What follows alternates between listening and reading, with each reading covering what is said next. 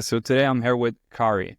He's working at Hearst. Khary, can you please introduce me to your current role and what you're working on? Sure. Hi, I'm Khary Simon. I'm the Vice President and Executive Creative Director at Hearst. What I do in my current role here is I work with the pretty big team on shaping the message of who Hearst is to our fellow colleagues and who we are to the rest of the world. And that's really it. Great. And let's go back to where it all started. Like, how did you get into the creative industry in the first place? That's a good question. Thank you for asking. And also, by the way, thank you for having me on your program. I appreciate the time, Stefan. Uh, I initially started like everyone else, just kind of curious. I didn't know what a creative director was, an art director, or anything like that. If you kind of rewind the clock back a long time, I loved drawing as a kid. I loved art. I thought maybe one day I'd be a painter.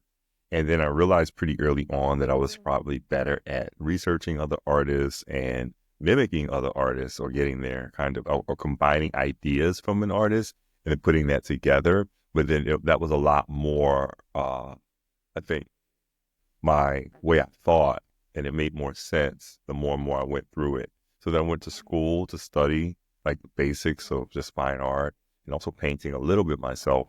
And pretty soon I thought that, you know what, maybe it's a better idea if I learn how to become an illustrator. And then an illustrator kind of quickly became a graphic designer. And then when I decided to become a graphic designer, then I kind of really looked at the field a little bit more and saw people and what they were doing and how it could apply to how I could just get a job. Uh, I would also say that I definitely wasn't doing cool work or at all. I just needed to get in the door somehow. So I was doing anything and everything. I would do club flyers, church, like church bake sales, anything that I could do to get more experience. None of these were paying hardly anything or usually nothing. And I had a few lucky breaks of working in the luxury goods market just as a mistake. I started working at Caring, and that was opening my eyes to how design could influence how a brand is presented online. And that made me think, okay, how do brands engage with people? And it's not quite graphic design, but it's more, how do you elevate it? And I just started going further and further up the field to do that. Lots and lots of work, lots of mistakes, and lots of like learning lessons along the way. Great. And did you have like any role models or something that inspired you to kind of pursue this career? Absolutely. Yeah. Absolutely. When I first started, like I said, I didn't come from a necessarily creative background, and I didn't have an infrastructure in my family life that was creative. A lot of people in my family are in the field of medicine. So I thought to myself, okay, how do I really get involved in this? I'd study people that died before me, people like from the 70s and 50s, 60s, 70s, 80s, 90s, 2000s. I studied their work, and then particularly this illustrator Antonio Lopez. I started just digging deep into how he told the world, described the world, illustrated the world through fashion illustration. Mhm. Then I started learning more about graphic design, and so graphic design and branding and art direction, and people like Fabian Baron. I admired their work, and I just thought that they were so cool. Agencies at one time, like Larrett and Partners, I was super interested in how they did it. Peter Marino, I thought he was so cool as a persona, and then how he presented himself. Also how he also let that inspire stores and store design and interior spaces. And then other I guess art director, creative directors of like Patrick Lee, who went from photography to typesetting to doing cool invitations and things like that. Once I kind of opened my mind to the different people and the bigger players, it just was a constellation of these people. I just admired their work. This Hans Dorsenville, who at one time worked at Larry Partner, he was someone who I just admired in the field. And one day I wrote him like a fan letter of saying, "Hey, can we meet? I love your work. I love what you do there." And we still are in communication to this day. So I look at these people whether they're still currently here or not, as someone I always refer to as like, how do I get better and better? Mhm. Yeah, and you mentioned that you started painting pretty early on, or like drawing, and like what's your approach to like the creative work? Is it like, have you been like writing, or is it drawing, or is it like more art direction? What direction did you pursue early on? That's, I think early on, I wasn't very good. Early on, I was a mimic. I could make something look good, but ultimately the idea was not my own. I was inspired. Like many younger creatives, they see one thing and they get very inspired by it, and that one thing defines how their work looks. And so I recognized that pretty early. Now, and then for a long period, I was very interested in just getting the meat and the bones of what it meant to be a graphic designer. So because I didn't necessarily go to school for all of the different skill sets. So I had a job where I finally got a job. I don't know how, but I got a job in food packaging. And so for many years, I was doing ketchup packages, frozen pea containers, pizza boxes, carrots, those bags of carrots come in, things that's very unglamorous, but it taught me how to really work on typesetting, see how it works on press. How do you get your ideas translated to a mass scale? That was very important to me. And that wasn't glamorous. It wasn't fashionable. It wasn't cool. It wasn't anything like that, but it taught me so much more. But on my side time, outside of that office environment, I worked on really creative projects. I write lots of fan letters, and I would write fan letters to other photographers and creative directors and say, hey, can I work with you on a project? I don't need the money, which I did, but I say, I don't need the money. Can we collaborate on something? And I'd learn, I'd do really cooler stuff with like cooler, more downtown scene and fashionable kids and things like that. And that taught me. So that approach to that work, that's when I started really learning how to research before. I Mhm. didn't know what research meant for art. At the time, I would go and I just go to the library and just look at old fashioned photography books or old interior design books or books about a ballet that happened in the 19th century, things like that to get inspired. So to this day, I get inspired first by writing and researching. Oftentimes I write a little. I'm not a good writer, but I think I write like a short story of what I want to achieve. And then Mhm. I also start to research and go get the pictures and just look at so many things and how that informs how I want to take the next step on a project, whether it's art or branding or something in the fashion world, anything like that. I first kind of take a little bit of time to put my ideas together.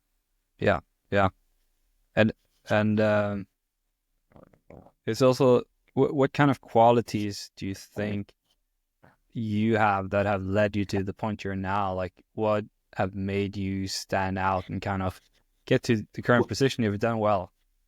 do you want the politically correct answer or do you want like the truth? Like, okay, I Let's would do the say, truth.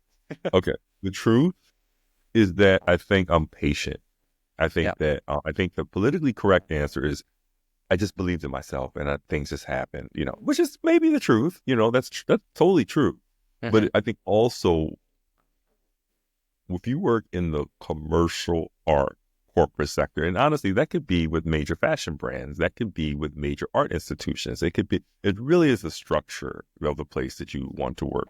And the reality of it is that a lot of us have bills or mortgage or rent to pay and things. So you have to work with people. You have to really work with people. And that's just not text on a paper. That is truly a skill to not personalize notes and comments and changes on your creative. It is a true skill to shape a conversation so you have your clients believe that you truly want the best for them and their idea, and maybe because of your work and your experience and also your talents that you are able to get to those answers in the Hmm. most creative, clear, and concise ways. and also and that's a people skill, and Hmm. that people skill is very hard, and it is a constant lesson. I think that's what it is. Yeah, yeah. Yeah. And also, like, now that you're a vice president and you've been leading teams for a while, like, what are you looking for when you're building a Yeah. team and selecting people? Honestly, when people say, I've heard this before. I didn't invent this thing, but I like to hire people who could replace me. I like to Hmm. hire people who I'm impressed by. Like, wow, like I won't I'm not the coolest kid on the block always, and I want them to come to me with something that they've seen in Hmm. artwork, or art show, I don't know, magazine, anything that kind of defines their world, and then fight for it. But at the same time, I do need people that are able to bounce back when they get criticisms or notes or comments. That's if they highly personalize it, that just takes it. That's just, frankly, a distraction sometimes. Hmm. If we all have bad days, but temper tantrums never really go really far with me. I've had many jobs before, and I would see people arguing, and not in my company or previous companies, like arguing and just really fighting to the death about creative. And at the end of the day, it's a cup. It's a cup that no one's going to see, and it's not everything is to live and die for. Hmm. And so, I would say when I look for people, of course, you look for intelligence, ambition, but there's something of kindness, and also understanding that, hey, you know what, we'll get through this. Like, don't worry, we'll get through this, because it's always going to be in the creative world, always going to be additional work. Yeah, yeah, exactly. And I would love to talk more about your work. Do you have like a specific project you're proud of, or something that stands out personally? That's a great question. I can say that my most proud project is actually not. It doesn't take place in an office. If I rewind a little bit of my history, I used to work a lot in partnerships with photographers as their one-on-one creative director. Hmm. So I would work on stories and fashion editorials with the photographer to get our stories or our editorials pitched to cool kind of fashion magazines, and we would do that a lot. And at the time, I was working a lot with this one photographer, and we shot my grandmother. We did a lot of photographs of my grandmother, and it was a very almost romantic, cinematic, lots of landscapes. I thought that was cool. We brought the whole photo team to my hometown, and she was very happy to do it, and she's no longer here, but it was more about like mixing art, fashion, and me running a team. And it's many years ago at this time, but I still look at that as something that I'm proud of, that I Hmm. like. I think the pictures are still beautiful and they still hold up. Yeah, yeah, that's very personal, like, and special. Like, you can keep those images forever. Maybe that's what it is. If it's probably the Yeah, most personal project I've ever done. yeah, Yeah, and that's it's so that's long ago, but it's probably the most personal thing I've done. yeah, that's really special to be able to do something like that, like together with your grandmother. Do you have any like commercial projects, or do they not appeal to you the same way, of course, as family? Um, I think in a non-specific way, it's always a win. I think when you get so many people happy about something, because it's Yeah. hard. If anyone out in or your audience, or you work in a creative space where there's many sign-offs on it, when you're able to achieve that sign-off, or people like your idea and it embodies a lot of your initial, that's an achievement. I think that you're able to get your voice, get the brand's voice, and get other people's trust in you. Hmm. That's always like a win. That always to me is a win on that. Oh, then frankly, not everything comes right from my head either. Of course, I work with a team oftentimes, and Hmm. so the team having that also, that designer be encouraged is very important. And like throughout the years you've been in the game, like how have you seen the industry change and the way of working with technology, for example, and has that changed a lot for you? I think the biggest change I've seen is the way people research. Of course, people create work in different ways. There'll always be an update to the software. There'll always be, let's say, with AI generative image creation or things like that. And we can definitely get into that more in detail. Hmm. But I think one of the fundamental things that has changed is the way people research, and that is this Google imaging.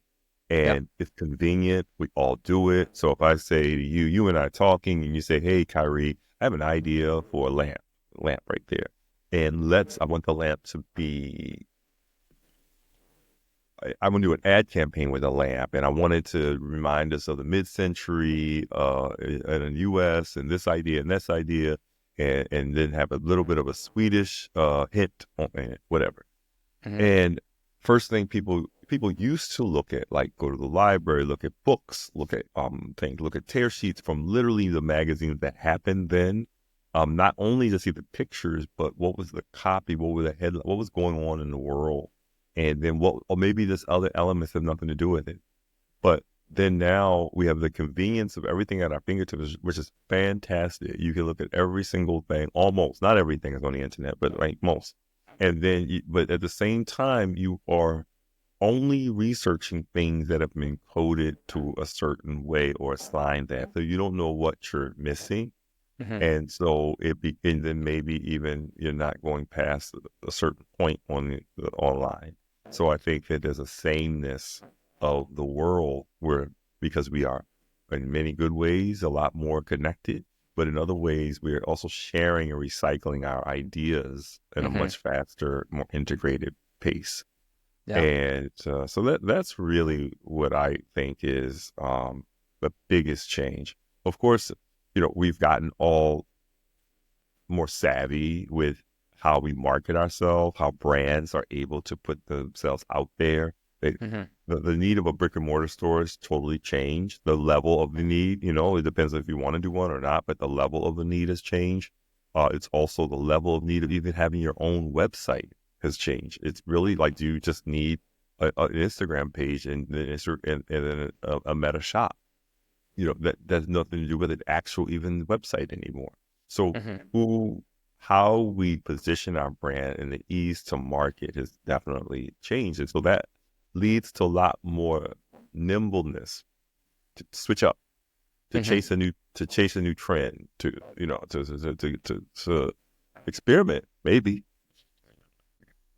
And yeah, obviously there's, especially on the visual side, like with AI, a lot has changed. Like almost every week, I feel like I see something new. Like how do you think this will affect the creative work in the future? Do you see it as a positive thing or like I threat? think it's I think it's here. You have to embrace it. Hmm. There's nothing. My opinion on which I think I'll answer your questions. I think that it is a useful tool to help visualize something. And so I think of AI oftentimes as a creative partner. So I look at it as, this is not exactly what I want, but it helps articulate the message. And some people, depending on the client, need to see a visual to understand. Like if I was describing this lamp, if I can use all the words I want, or I can illustrate it all I want, but they don't really get it until it literally looks like that lamp. And then they say, "Oh, I get it. It's like a silver lamp with like this neck that does this. I got it." That's what I use it. I use it as a tool, not as the final output. It's a way to kind of build the story of what I need to get done. Hmm. Yeah. I think that, but it's developed and evolved so much that frankly, I'm looking forward to a few things. I'm looking forward to how filmmaking develops into it, how editing develops. Hmm. If I'm not a film editor, so I can't really, I know I'm sure it definitely changes the landscape of that industry. It's going to change the landscape of all of our industries. But the best thing to do is, how do we get in front of it and research it and use it instead of relying on it? Hmm. Yeah, yeah. I think definitely filmmaking is a field that will be Yeah. affected, and and yeah, absolutely. A friend of mine, he posted a AI video. He's been in the game for a long time. He's done a lot of cool campaigns in the past, and it led to a discussion where like, is is it really like, is the process to the end results what's important, or is it really like just the end result, no matter how you get there? Like if anyone can create a film with AI, like does it If we still had a have a seance, value? if we had a seance right now, right, and we raised from the dead typesetters, right, I'm sure they hate the computer. I'm sure they Mhm. hate the typewriter. I'm sure, like, I'm sure, back, if you know how people used to like letter pressing and like, those industries have evaporated. Mhm. Um, and we have to, the future is something, is a moot point. The future is here, and it's going to always be aggressive, and it's always going to cannibalize the generation before, and it's always going to do that. So I think that the best way is to figure out, like, how do we use it and integrate it. Mhm. Is it taking away jobs? Absolutely. Is it to free up creative space so people can come up with the idea, and then so it really becomes like less of the manual work? That might be a positive. So Mhm. it is. I think it's going to always be something. It's going Mhm. to always be something that's going to threaten an industry, because people are always interested in doing something new and less work, and something seemingly a shortcut or maybe better results. Mhm. Exactly. And yeah, also to like young people starting out today in the industry, do you have any advice for people going into the creative industry today? The best advice for people coming into the creative space, just getting out of school, is to really research. To You can't know everything. You can't know every single genre, every single thing that ever happened on the planet, but really kind of have a general knowledge of a lot and a very deep knowledge of some specific things. So you start to develop your style. Really know how to make really smart, articulate mood boards that are kind of different than Mhm. most. Like, if you can kind of look at your mood board on Pinterest and see something kind of similar, anyone can do that. Mhm. Maybe it has, if real elements, personal photos, things that you cannot find on the internet, swatches from a greeting card that you got when you were 10 years old. All of these elements mix in really personalizes and also makes your point of view unique. And that is something that not everyone would love, but the people that love it and love you, want you, they'll want more and more of that. And Mhm. because in this world, it's almost like we talked about AI a moment ago. You can make a completely aesthetic website in 2 minutes that looks completely, that has the right fonts, has the right fake, AI generated images, copy everything in a matter of minutes. But what it can't take is your personal point of view and experience and put that in, so that's mixed with the aesthetic. Mhm. And really understand, kind of, I would say also understand what do they mean? What are you reacting against? Yeah. What are you going for? If there's something very personal, is that because the world is very cold and impersonal right now? Is that something you forecast? Like, if you're going towards, let's say, a very a project that, I don't know, is very sexy, is that because the world that's politicized right now? Is there Mhm. something kind of in the political climate that is very anti-sex? What are the tools you're playing with that Mhm. you're creating your message? Yeah, and also like, let's say you started from scratch today, but you have the knowledge, you had to Hmm. choose a career path again. What direction do you believe in for the future, and where would you go? That's a great question, Stefan. If I were to start today, I think that the politically correct answer is that I would be really very researched, and I would really know, hone in on something specific and keep at it. That's probably the truth. Instead of trying to run and introduce myself to the entire world, maybe just start in a very narrow space and really just dig it into that. Mm-hmm. Um, I think as much as I went to school and I got a master's degree in art and business, to kind of more about running a creative space and creative agency, is more about business in the creative space. Maybe less education. Maybe the Mm-hmm. world would have been more of an education than being in a classroom as much, because it wasn't Yeah. cheap and you had to pay it back. Yeah. Yeah. Yeah. Yeah. Exactly. Yeah. Interesting. We're actually approaching the end. It's Oh, been a pleasure, Khary. Uh, thank you so much. I appreciate the time. yeah, of course. And do you have anything you would like to add before we kind of wrap up?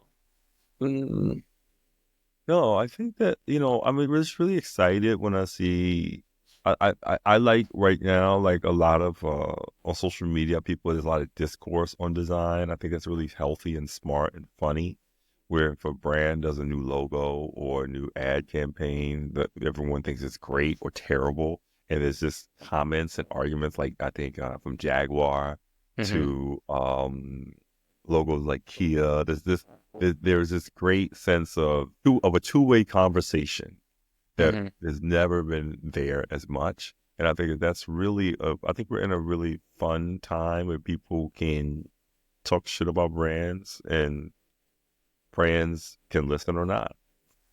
Exactly. Yeah, that's Yeah. it. It's really an interesting year we're going into with everything that's going on in the world and also in the field with tech Yeah, especially.